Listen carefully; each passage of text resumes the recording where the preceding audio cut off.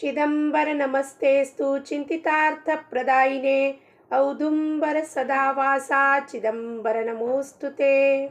ಎಲ್ಲ ಆತ್ಮಜ್ಯೋತಿಗಳಿಗೆ ಶಿರಸಾಷ್ಟಾಂಗ ಪ್ರಣಾಮ ಮಾಡುತ್ತಾ ನನ್ನ ಸದ್ಗುರುಗಳಾದ ಶ್ರೀ ಚಂದ್ರಕುಮಾರ್ ಅವರ ದಿವ್ಯ ಚರಣಾರವಿಂದಕ್ಕೆ ಸಾಷ್ಟಾಂಗ ಪ್ರಣಾಮ ಮಾಡುತ್ತಾ ಇಂದಿನ ರಾಜಾರಾಮ್ ಮಹಾರಾಜರವ್ರ ಜಯಂತಿ, ದಾಸಶ್ರೇಷ್ಠರು ಗುರು ಸಾರ್ವಭೌಮ ಸದ್ಗುರುನಾಥ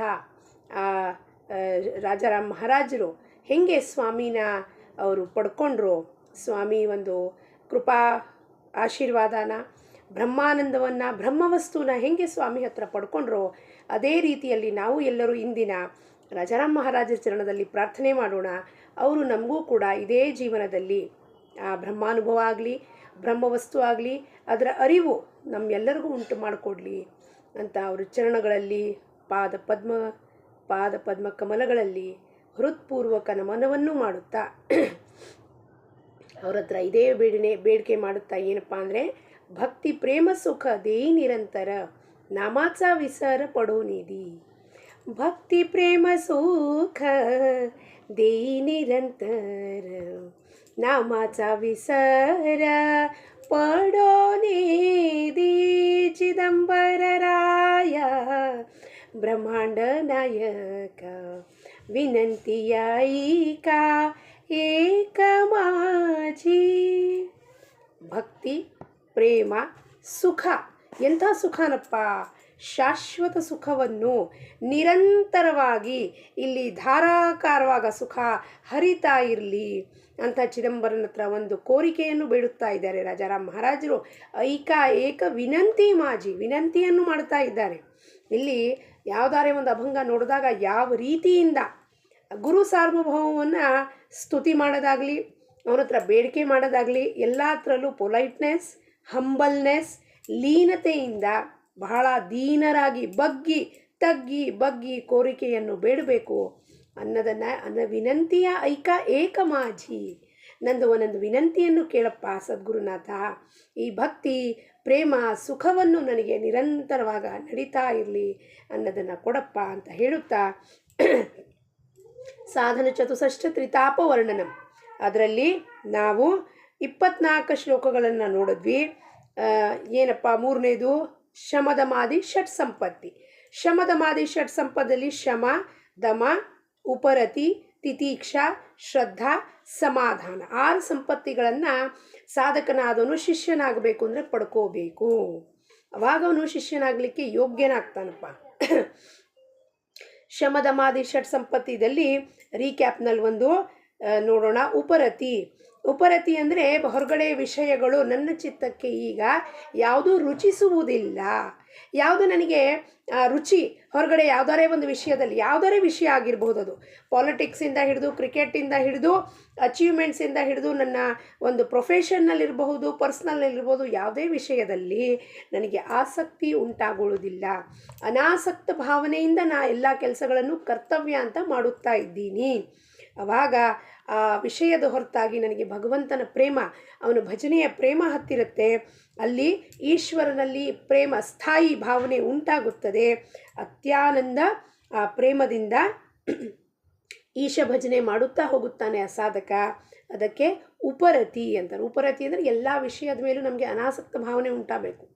ಯಾವ ವಿಷಯದಿಂದಾನೂ ನನಗೆ ಏನೂ ಉಪಯೋಗ ಇಲ್ಲ.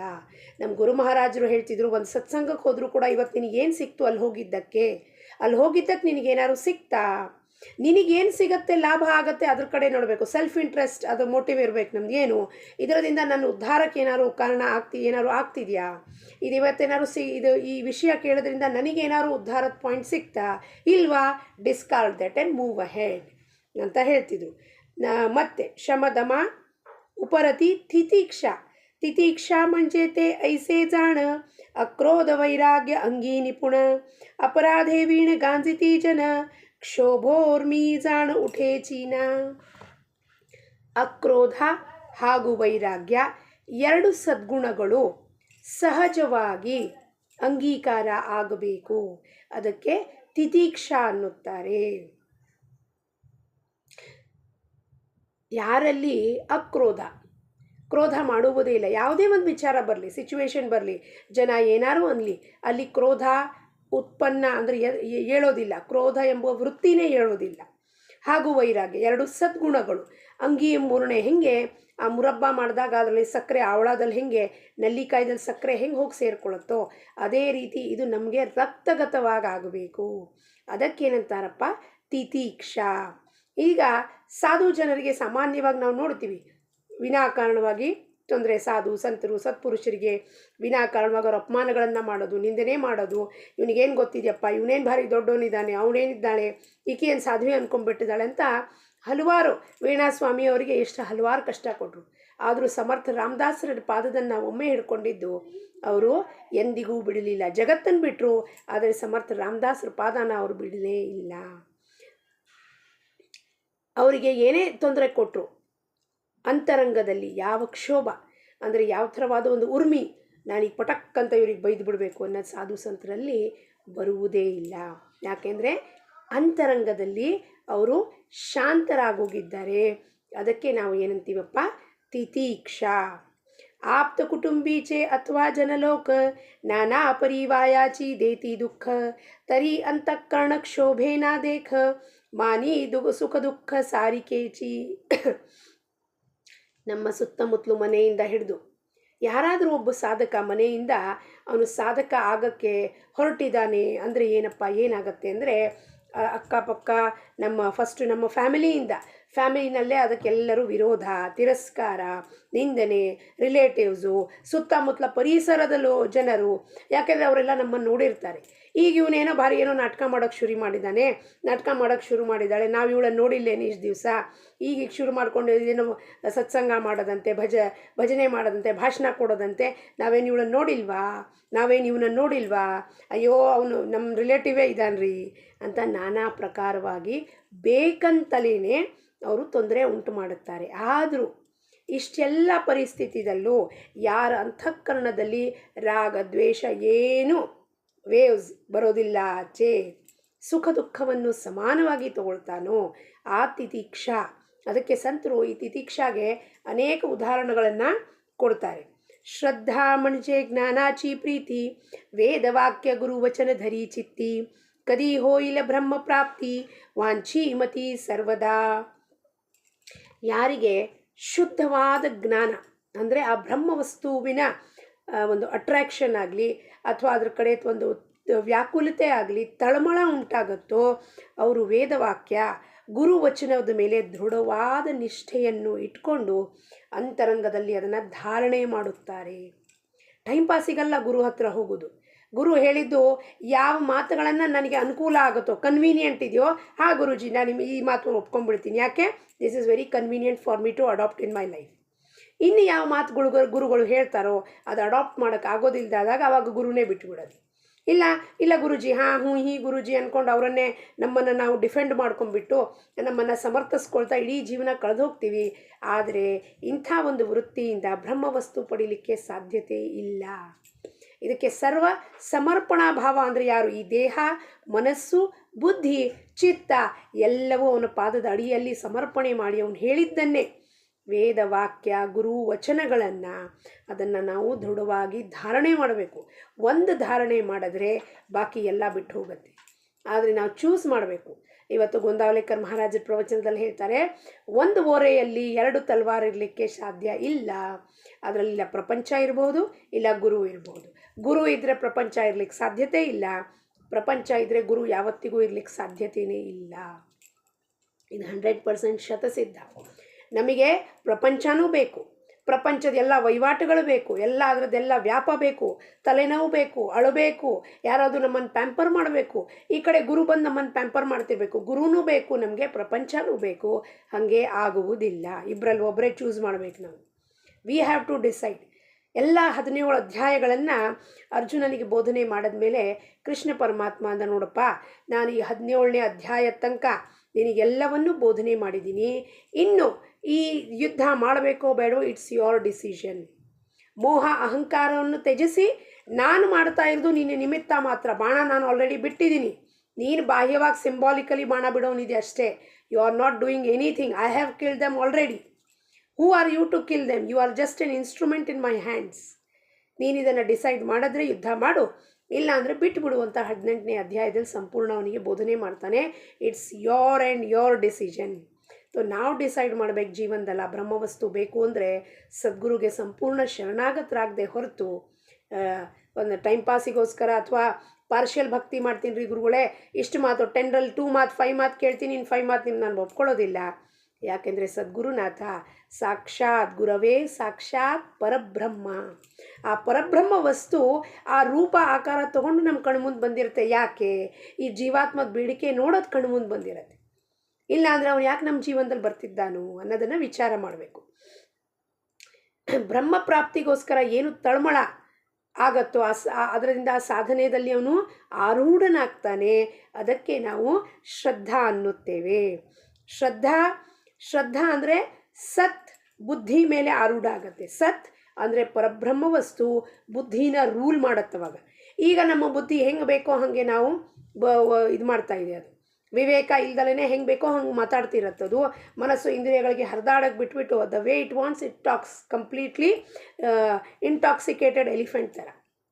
ಆದರೆ ಸತ್ ಯಾವಾಗ ಪರಬ್ರಹ್ಮ ವಸ್ತು ಯಾವಾಗ ಬುದ್ಧಿ ಮೇಲೆ ಆರೂಢ ಆಗತ್ತೋ ಅಂದರೆ ಪರಮಾತ್ಮನ ಸತ್ತೆ ನಡೆಯುತ್ತೋ ಜೀವನದಲ್ಲಿ, ಆವಾಗ ಏನಾಗತ್ತೆ ಸಾಧಕನಿಗೆ ಕೇವಲ ಆ ಬ್ರಹ್ಮವಸ್ತು ಪ್ರಾಪ್ತಿಯ ತಳಮಳ ಉಂಟಾಗತ್ತೆ.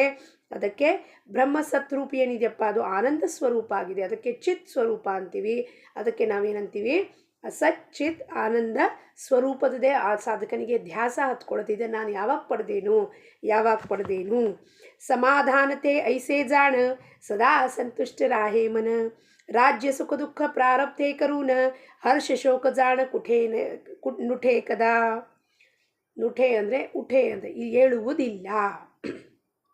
ಯಾರ ಮನಸ್ಸು ಈ ಹಾದಿದಲ್ಲಿ ಹೊರಟಕ್ಕೆ ಶುರು ಮಾಡುತ್ತೋ ಆವಾಗ ಅದು ಸದಾ ಸಂತೋಷವಾಗಿರುತ್ತದೆ. ರಾಜ್ಯಾದಿ ಭೋಗಗಳು ಸುಖ ದುಃಖಗಳು ಪ್ರಾರಬ್ಧದಿಂದ ಏನು ಸಿಕ್ಕಿದೆಯೋ ಅದ್ರ ಸಲುವಾಗಿ ಅದರಲ್ಲಿ ಏನು ಶೋಕನೂ ಇಲ್ಲ, ದುಃಖನೂ ಇಲ್ಲ, ಸುಖನೂ ನಾವು ಇಂಥವ್ರು ಮಂತೊಂದವ್ರಿ ಅದ್ರ ಬಗ್ಗೆ ಯಾವ ಸುಖನೂ ಇಲ್ಲ, ಆಸಕ್ತಿನೂ ಇಲ್ಲ. ಬಹಳ ರಾಜ್ಯಭಾರ ಕೊಟ್ಟಿದ್ದಾರೆ ನನಗೆ, ಒಳ್ಳೆ ಯೋಗ ಗಜಕೇಸರಿ ಯೋಗ ಇದೆ, ಎಲ್ಲರೂ ಬಂದರು ನನ್ನನ್ನು ಹೊಗಳ್ತಾರೆ, ನನ್ನ ಪಾದ ಪೂಜೆ ಮಾಡ್ತಾರೆ, ಅದ್ರ ಬಗ್ಗೆನೂ ಆಸಕ್ತಿ ಇಲ್ಲ. ದೇಹದ ಮೇಲೆ ಭಾವ ಇದ್ದರೆ ಇದ್ರ ಬಗ್ಗೆ ಆಸಕ್ತಿ ಇರತ್ತೆ ನಮಗೆ. ಆ ದೇಹದ ಮೇಲೆ ಭಾವ ಇಲ್ಲ ಅಂದಮೇಲೆ ಆ ಸಾಧಕ ಹೆಂಗಿರ್ತಾನೆ? ರಾಜ್ಯ ಸುಖ ದುಃಖ ಪ್ರಾರಬ್ಧೆಯಿಂದ ಬಂದಿದೆ, ಅದಕ್ಕೆ ಹರ್ಷ ಮತ್ತು ಶೋಕ ಏನು ಹೇಳಕ್ಕೆ ಅವಕಾಶವೇ ಇಲ್ಲ. ಯಾವಾಗಲೂ ಅದು ಸಮಾಧಾನ ಸ್ಥಿತಿಯಲ್ಲಿ ಇರುತ್ತೆ. ಆ ಜೀವಾತ್ಮ ಪರಮಾತ್ಮ ನನಗೆ ಒಂದಾಗುವ ಪ್ರಕ್ರಿಯೆಯಲ್ಲಿ ಸದಾ ಸಮಾಧಾನ ಇರುತ್ತೆ. ಈ 6 ಇದು ಏನಪ್ಪ? ಶಮದಮಾದಿ ಷಟ್ ಸಂಪತ್ತಿಗಳು. ಸಂಪತ್ತಿ ಅಂತ ಟ್ರೆಷರ್ ಅಂತ ರಾಜಾರಾಮ್ ಮಹಾರಾಜರು ಸಾಧನ ಚತುಷ್ಟಯದಲ್ಲಿ ಎಲ್ಲ ಸಂತರು ಹೇಳೋದು ಅದು ಏನಪ್ಪ? ಇದು 6 ಸಂಪತ್ತಿಗಳನ್ನು ನಾವು ಪಡ್ಕೋಬೇಕು ಅಂದರೆ ಇವನ್ನೆಲ್ಲ ಬಿಟ್ಟಾಗೆ ಅದನ್ನು ಅಕ್ವೈರ್ ಮಾಡ್ಕೊಳ್ಳಿಕ್ಕೆ ಸಾಧ್ಯ. ಇದನ್ನು ಬಿಡಲಾರ್ದೆ ಹೊರತು ನಾನು ಅದನ್ನು ಹೆಂಗೆ ಪಡ್ಕೊಳ್ಳಿಕ್ಕೆ ಸಾಧ್ಯ? ಗುರುಕೃಪಾ ಹೆಂಗೆ ಪಡ್ಕೊಳ್ಳಿಕ್ಕೆ ಸಾಧ್ಯ?